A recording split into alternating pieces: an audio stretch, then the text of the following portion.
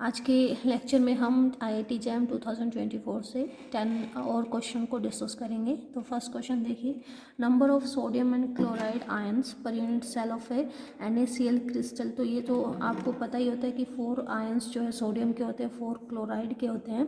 तो जो total ions हो जाएंगे, टोटल जो नंबर आएगा वो क्या आ जाएगा, 8 आ जाएगा। नेक्स्ट क्वेश्चन बाइनरी कन्वर्जन था।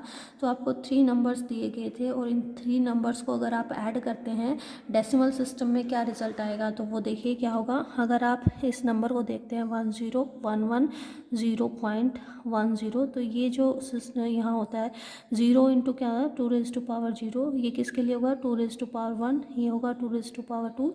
यहाँ तो 0 है तो ये आ जाएगा 2⁻3 और ये हो जाएगा 2⁻4। इसको बोलेंगे 2⁻−1। -2 वाला 0 है तो उसको लिखने की ज़रूरत नहीं है, ये वाला भी 0 है। तो यहाँ से नंबर क्या आ जाएगा 16 + 4 + 2 और यहाँ से आ जाएगा पॉइंट के बाद नंबर क्या आ जाएगा आपका 1/2 होगा तो 0.5 इस तरीके से आ जाएगा। तो इसको टोटल ऐड करके लिखेंगे तो ये आ गया 22.50। सेकेंड नंबर हमारा है 11010.01। तो ये 2⁻−1, ये आ जाएगा 2⁻−2। ये हो जाएगा 2⁻0, ये तो 0 है तो लिखना नहीं है। ये आ गया 2⁻1, 2⁻2 0 है तो ये आ जाएगा 2⁻3 और 2⁻4। नंबर क्या आ गया 16 + 8 + 2 और पॉइंट के बाद क्या आ गया 1/4। तो नंबर हमारा जो है आ जाएगा 26.1/4 को लिख सकते हैं 0.25। और थर्ड नंबर क्या है 101.11। तो ये आ गया 2⁻−1 और ये 2⁻−2।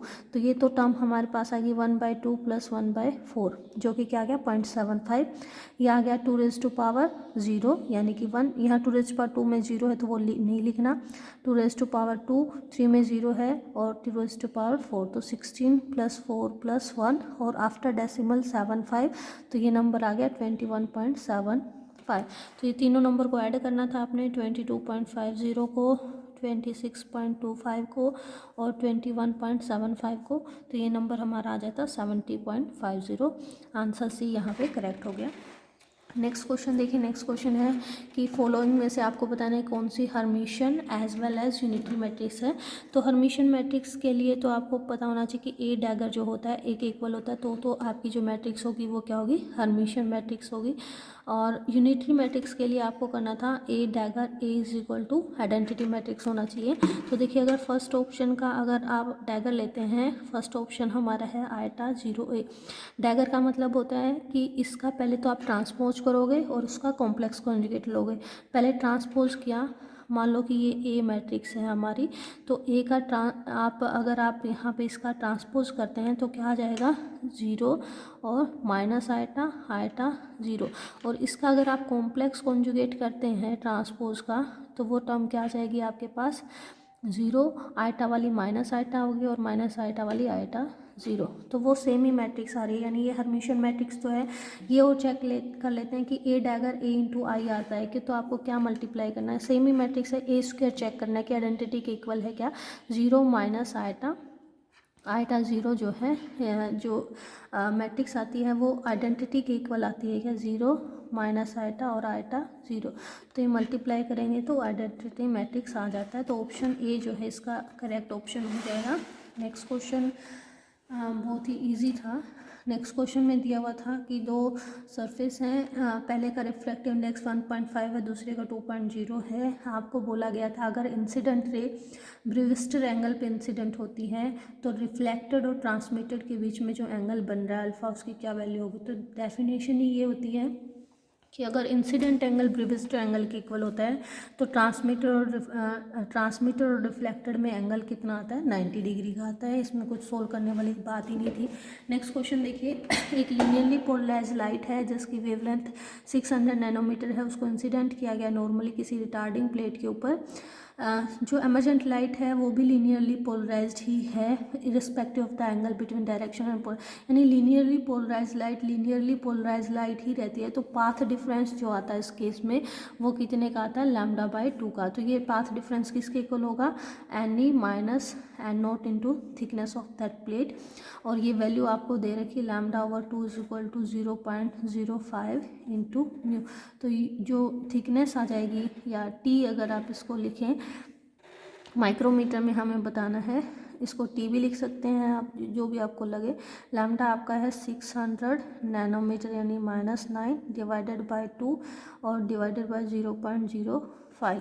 तो ये टर्म आपकी कितनी आ जाएगी, this term is 600 divided by 10 into 10⁻⁹ और बाय 2 वाला 10⁻² ऊपर चला गया। तो ये आ जाएगी आपकी 60 इंटू 10⁻⁷ या फिर 6 इंटू 10⁻�6 मीटर। माइक्रोमीटर में पूछा है तो आंसर क्या आ जाएगा, 6 माइक्रोमीटर। तो ऑप्शन जो है ए यहाँ पे करेक्ट हो जाएगा। नेक्स्ट क्वेश्चन EMT से था कि जो पावर दे रखी है वो 15.7 मिलीवोल्ट दे रखी है, डायमीटर दे रखा है 4 mm का।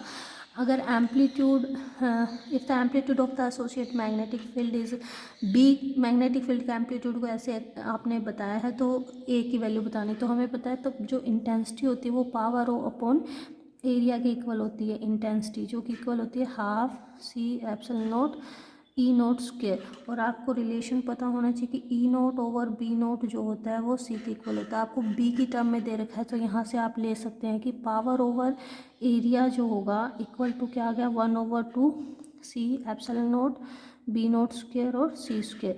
तो यहाँ से B0 स्क्वायर जो होगा वो आ जाएगा 2 पावर ओवर एरिया 1/C³ तो B0 क्या आ जाएगा, √2P ओवर एरिया और 1/√C²∁0।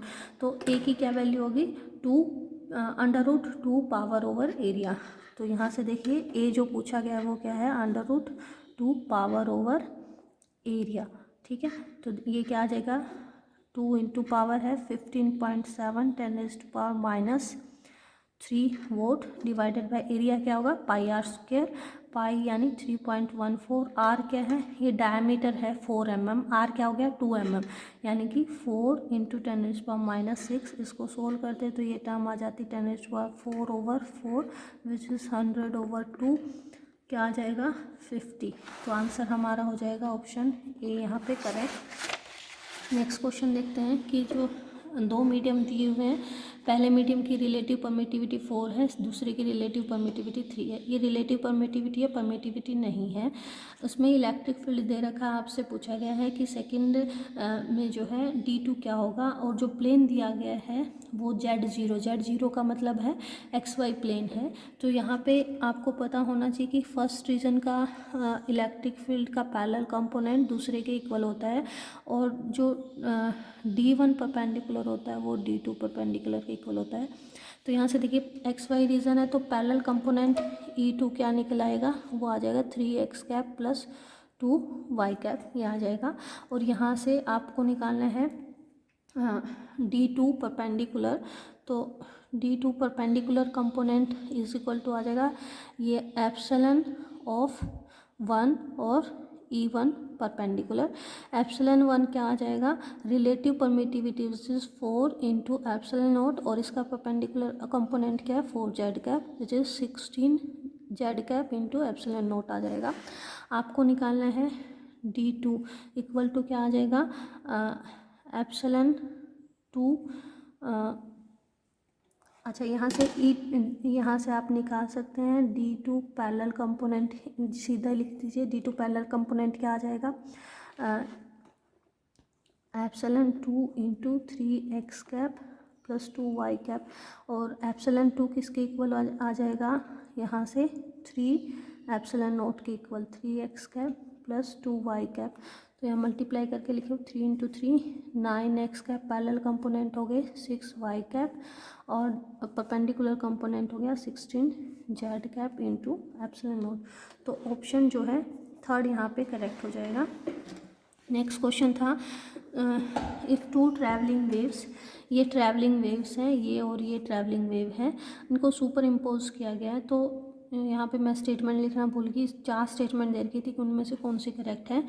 तो देखिए जब इनको सुपर इम्पोज करेंगे तो जो रिजल्टेंट आएगा वो क्या आ जाएगा, A naught sine of k x minus omega t plus A naught sine of alpha k x minus beta omega t. Sine A plus B का यहाँ पे फॉर्मूला लग जाएगा, तो रिजल्टेंट क्या आ जाएगा, 2a0 साइन ऑफ, ऐड करेंगे तो क्या आ जाएगा आपके पास 1 plus alpha k x over 2 minus 1 plus beta omega t over 2। एक टर्म ये आ जाएगी, दूसरी term cos of 1 minus alpha k x over 2 minus 1 minus beta omega t over 2, ये टर्म आ गई। अब वहाँ पे ऑप्शन इस तरीके के थे, अगर अल्फ़ा और बीटा जो है 1 के इक्वल हो जाए तो जो वेव है वो स्टैंडिंग वेव होगी। देखिए अगर 1 के इक्वल हो जाते हैं तो ये टर्म 0, ये टर्म 0, कोस 0 1, तो सिर्फ ये टर्म बचेगी, ये 1 1 प्लस 2। तो टर्म आपकी इस सिचुएशन में क्या बचेगी, y is equal to 2a0 sine of k x minus omega t बचेगा, जो कि क्या है, ट्रैवलिंग वेव है, स्टैंडिंग वेव नहीं है। तो ये ऑप्शन रॉन्ग हो जाएगा। सेकंड ऑप्शन था alpha is equal to beta is equal to -1, अगर हो जाते हैं तो क्या होगा, -1 हो गए तो ये टर्म 0 होगी, साइन ऑफ 0 क्या आ जाता है 0, तो y 0 आ जाएगा, तो ये भी आपकी जो है स्टैंडिंग वेव नहीं है, ये तो टोटल वेव ही 0 हो गई है। थर्ड ऑप्शन जो था कैरियर वेव, अगर alpha is equal to beta is equal to 2 हो जाते हैं तो कैरियर वेव की जो फ्रिक्वेंसी होगी वो 3/2 होगी। तो ऑब्वियसली अगर कैरियर वेव इससे रिप्रेजेंट कर रहे हैं हम, तो यहाँ फ्रिक्वेंसी कितनी है, 1 प्लस बीटा ओमेगा ओवर 2, ये किसके इक्वल आ गई, 1 plus 2/2 omega which is 3 omega over 2। तो थर्ड ऑप्शन यहाँ पे करेक्ट था कि कैरियर वेव की जो रिजल्टेंट वेव की जो फ्रिक्वेंसी वो 3 ओमेगा/2 हो जाती है। और फोर्थ ऑप्शन में भी यही था, अल्फ़ा बीटा अगर 2 हो जाते हैं तो फ्रिक्वेंसी 3 ओमेगा हो जाती है, वो तो रॉन्ग हो जाएगा। थर्ड ऑप्शन यहाँ पे ऑप्शन जो है सी यहाँ पे करेक्ट हो जाएगा, option C is correct. Next question है, एक सिलिकॉन को एन टाइप सेमीकंडक्टर बनाना है, तो ऑब्वियसली पेंटावेलेंट की डोपिंग होती है, तो ऑप्शन फर्स्ट सेकंड थर्ड तीनों करेक्ट होंगे। नेक्स्ट क्वेश्चन था कॉम्पटन इफेक्ट से एक्सरे और गामा रे की वेवलेंथ जो दे रखी थी वो ये दे रखी थी, और कॉम्पटन शिफ्ट दोनों में देखा गया है। तो आपको पता होना चाहिए कि जो डेल्टा लैम्डा आता है which is lambda prime minus lambda, वो क्या होता है, h over m0 c 1 minus cos of theta, और ये थीटा जो होता है वो स्कैटरिंग एंगल होता है। अब अगर ऑप्शन में देखें तो सारी मैक्सिमा पूछी गई है, तो मैक्सिमम निकालें अगर डेल्टा लैम्डा, मैक्सिमम जो होगा वो क्या आ जाएगा, lambda prime maximum minus lambda equal to h over m0 c।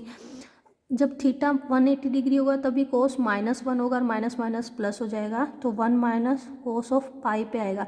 तो पहला स्टेटमेंट कि किसी गामा भी हो, फॉर एक्स रे जो डेल्टा मैक्स ऑब्जर्व होगा वो थीटा 180 डिग्री पे होगा। अगर ऑप्शन आता गामा रे के लिए तो वो भी करेक्ट होता कि थीटा जो है 180 डिग्री पे मैक्सिमा हमें मिलेगा, तो ये ऑप्शन बी तो हमारा करेक्ट है।